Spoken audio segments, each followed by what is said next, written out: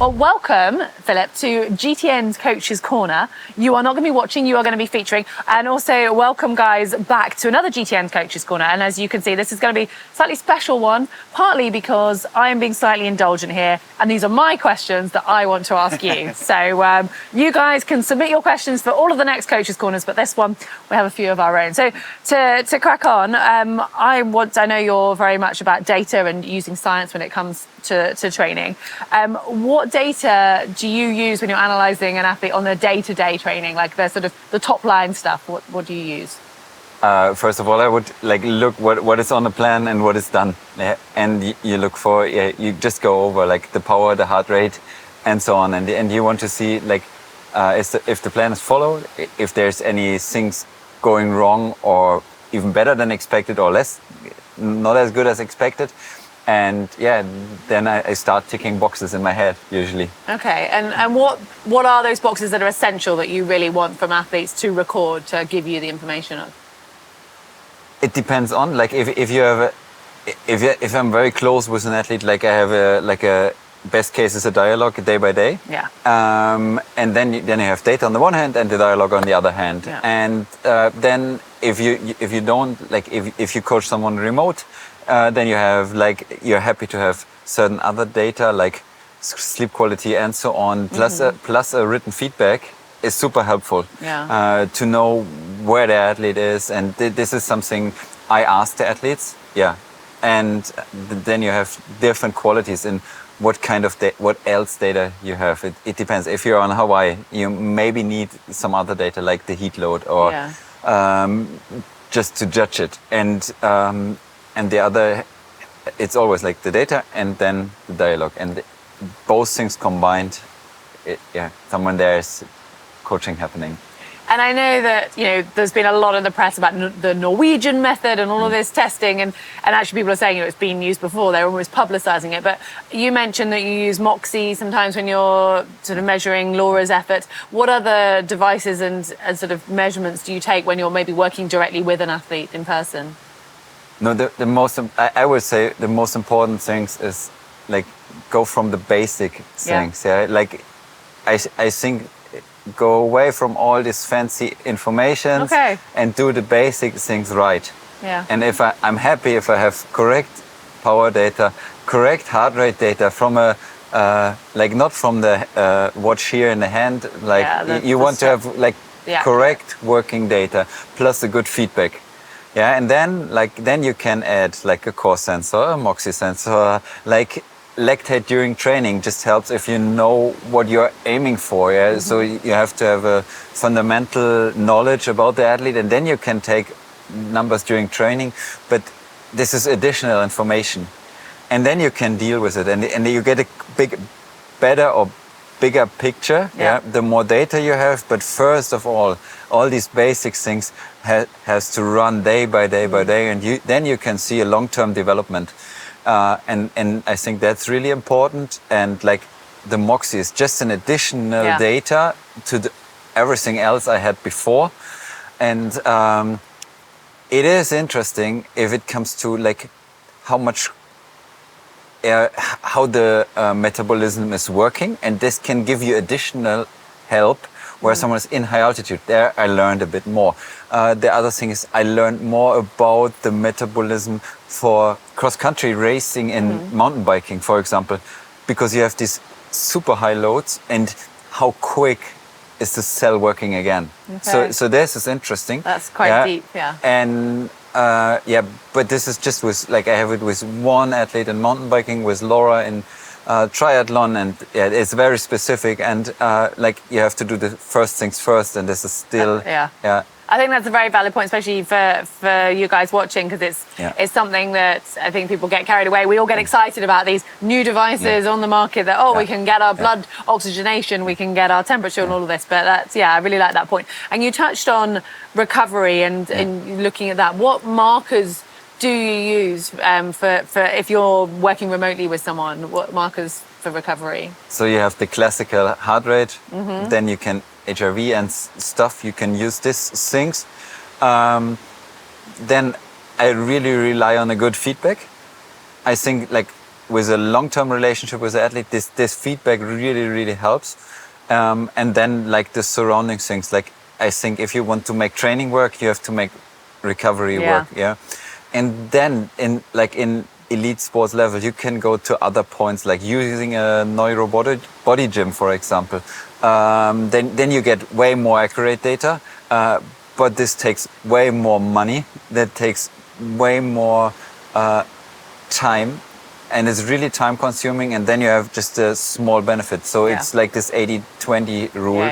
And you can have a deep dive into it, but it is first you have to grow the pyramid from the bottom. And I think like even in pro sport, you should stick to this bottom work. That actually, in a different way, leads me on to the next question, because I want to know your thoughts on when you're coaching an athlete for more long distance, of the amount that you kind of prioritize when it comes to running, the mileage compared to the intensity, and how do you find that balance for both, pro athletes but also age group athletes?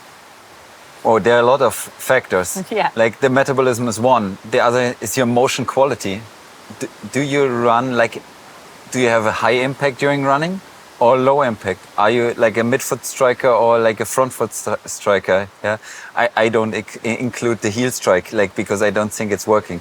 But so then how's your athletic working? Are you really balanced in your athletic?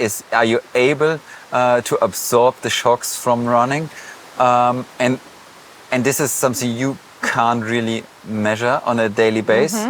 So this is the one hand. Then like how effective is your metabolism working? And and then you can combine it. And if you're lucky, you have like DEXA data, for example, and you know something about the bone density, and you can ask to the athlete's biography. So if I had a swimmer in the past, like his lower, like his legs, like the bone density was not that good. So we were limited in the volume. So I had to be more creative than with other athletes. And if you have a long running history, for example. So let's say that you have an athlete that you don't think can take that as much mileage. Do you then really ramp up the intensity, or do you still, you're sort of giving those different spectrums, but who would you put at which end? On the one hand, I think obviously if you have an athlete 75 kilo plus, it is a heavy athlete. And then you're restricted with the mileage in some way. And I try to include as much information I have. Then I try to see, is the athlete able to fuel it? Then it is the combination. Like if it's the third session a day, then where are you in this whole thing? And then you can have a decision how much volume you're gonna go. And then the other part is that you try to build it up, and you build like cyclic pattern in the training plan. So you run the volume a little higher, then you decrease the intensity, for example, a bit, or you train more running when you're at home and you use the high volumes weeks to run a little bit less. That makes sense. I just want to go back to something you mentioned earlier of the heel strike, that you don't work with that. Tell me more about that, because I'm intrigued. Because we'll see a lot of people heel striking running the marathon at the end of the Ironman World Championships. Oh, you can test it on your own. Like just stand up barefoot, jump and land on both heels, and then you have the answer. But how do you go about sort of, the majority of our viewers will be heel strikers when they're running long distance, and we've got shoes that can cushion that. Do you try and coach an athlete to change their landing pattern then? Yes. Okay. Like we do running education, like we do in our age group program, we have like a running education, swimming education, strength education, and bike education. I see I really believe if people like getting educated in sports, they will do better without training more. Like if you have a more efficient running style, you run more healthy. Of course, it takes time to adapt from a heel strike to a midfoot strike. So the Achilles tendon has to cover more load. But in the end, like the muscles take the load instead of the bones, the tendons and so on. So I really believe if someone wants to finish a mid-distance or a long distance or or short distance. If you look at short distance in age group, like it is similar lengths of endurance sports like a marathon. Yeah. And it makes sense to fix the movement pattern and take time. And I think many athletes, they are happy to invest in material, like in a expensive bike or expensive shoes, but they should invest in their own abilities. They want the quick fix. Yeah, and but what is lasting longer? Your abilities are lasting longer. If you think of running with 60 or 70, like we have a man in our age group program. He's 72. He's going for Ross next year, and he's a midfoot striker. It looks amazing when you see him running, and this always makes me. You changed him at this age, or he was already? I changed him a bit, like to get him even more efficient and I find it curious because I think even watching some of the pros, I think that some of them look like they're heel striking. But would you say that none of the pros in Ironman are like Daniela? She looks as though she's heel striking and she's an incredibly quick runner. Yeah, but okay. Obviously, you always find an opposite example. Yeah. I'm not trying to be. I'm just trying to understand. Yeah. But if you like, let's do a thing. Like, look to a 1500 meter final at the Olympics. Yeah, you will not see any weak running styles. Of course and not. On the women's side, you see it sometimes. Yeah, but it gets less and less and less. So we have a even more packed pro field in the front. And so now, like, what you see this year here in Kona, like.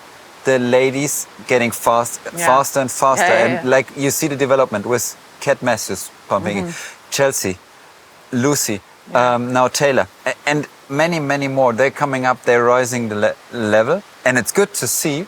But you see less weak arrow positions. You see better running styles. You see more elaborated swimming styles. Yeah, you see better performances. And if you pack this overall, it's an overall performance. And maybe there's one legend still running on the heel, but everything I can see, it's more healthy and it's more efficient to run on the midfoot. Okay, but it's just interesting observing, isn't it? Moving on, what are your thoughts on training? And we get a lot of questions from our viewers about this. Of should I train in my super shoes? How much should I train in them? What are your thoughts on that? Like first of all, they are really faster. Yeah. So obviously they are faster. And I have no ending up position in this. But I really believe that like it is interesting to run barefoot. It is interesting to help like this. Like if I look at like ground reactivity, or like vertical oscillation and so on, like leg spring stiffness and all the things you can measure with a stride, for example. It is interesting if you can build this up, or like jumping height. Yeah. And it is interesting if you can build this up with these foam shoes. And the other part is if you look at the fascial system, like all this Thomas Myers theories, I think you want all this built-in system in your body, you want it to work, like the head position, the shoulder position, the hip position. Yeah. And you can do more mistakes without feeling them in the new shoes.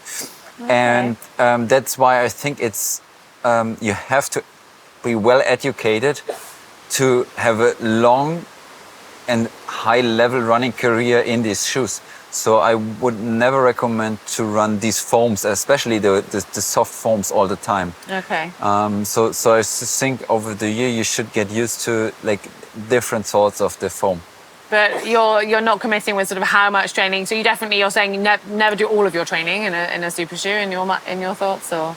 I think you're always going on like a slippery terrain if you want to give these rules like from the stump. I always recommend this individual view. If there's someone coming from the running background, maybe you can do whatever you want. And okay. And non-committal, but I like the answer. This next one's quite a sort of, well, I'm interested in. You obviously coach Laura, who's raced PTO Open, and she's raced Ironman distance races multiple times within a year. If other athletes, we've got so many races we can do. How do you go about sort of coaching an athlete that's racing such a large spectrum in the distance? Yeah. What are the I key think it's principles? getting more difficult the more like the sport is developing. So you will have the high profile long distance athletes, and they are already struggling on the PTO distance. Is like you don't have at the moment. We will see what Taylor is going to do. Yeah. And she's one of this well-educated, like early in the sport, all three disciplines from school on, etc. But that's a nice development. And the question is, are you able to jump in between all these three?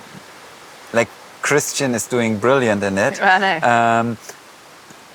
But I have doubts that it is for everybody possible. And if you see like after the Olympics in Paris, for sure, like another 5 to 10 athletes will come to the mid distance, and they will even increase the level on the PTO distance. And I think it will become harder and harder. Yeah, and maybe you have a certain time in your career where you can swap the distance really easy. Yeah.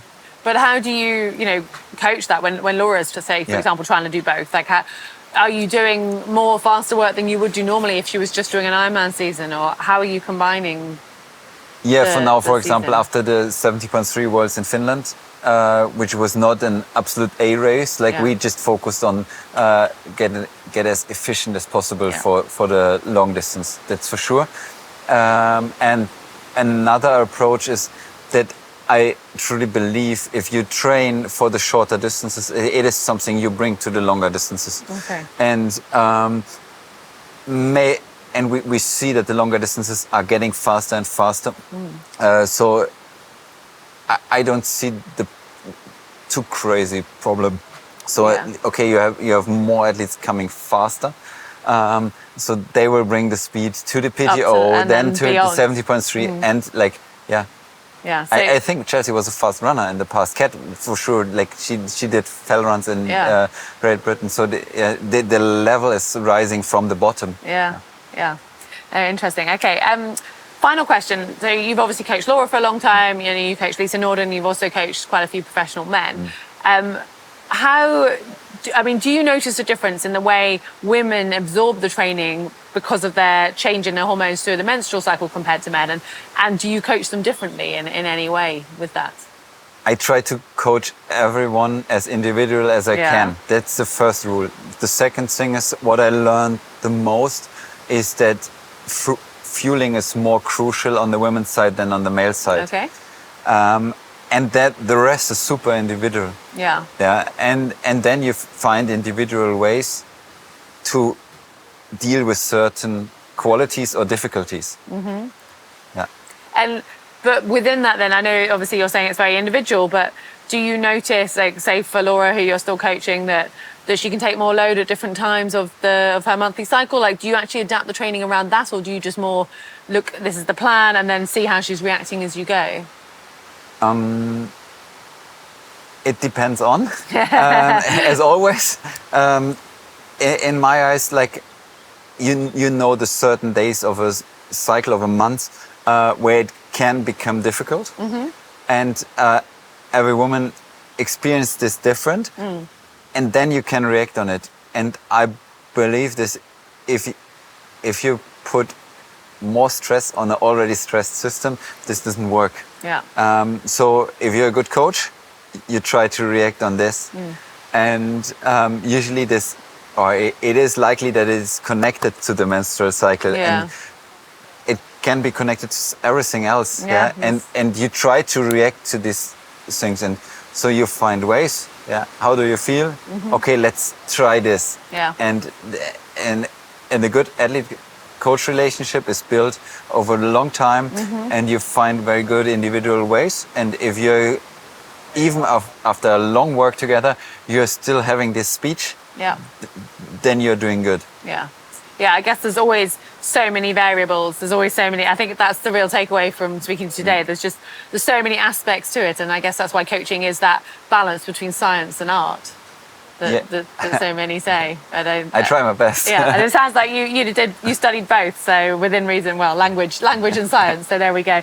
Well, Philipp, thank you so much for your insights today and for your time. Hopefully you guys have enjoyed it. Carry on leaving your questions beneath this video and any of the others using the hashtag GTN Coaches Corner. And hopefully, if you have enjoyed this and you want to show your appreciation to Philipp for his time, we'd love it if you gave us a like. Thank you, guys. Thank you.